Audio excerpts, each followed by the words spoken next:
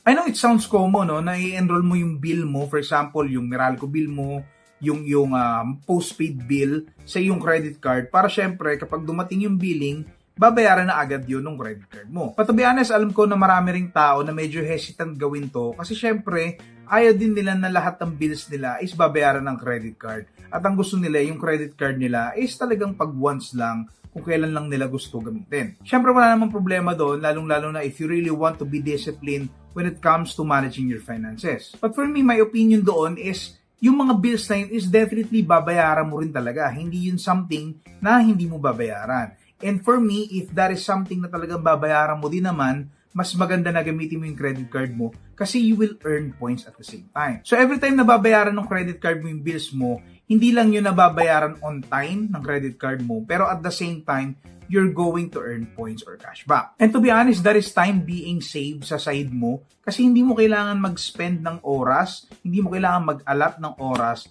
para magbayad ng bills mo manually kasi si credit card na yung bahala ron. Bukod pa ron, another opportunity na pwede mong i-take advantage is yung pag-i-enroll mo ng bill kapag meron kang annual fee. So siguro marami na sa inyo yung aware na ang pag-i-enroll ng bill ay isang option para mapawave mo yung annual fee mo. So sabi ko nga, itong mga bill na to, regardless kung anong mangyari, babayaran mo talaga yan. So kapag in-enroll mo yun sa credit card mo, for me, walang nawawala sa'yo kasi talaga naman babayaran mo nga yan. Ang maganda ron, dahil doon, pwede mong ipa-waive yung annual fee mo.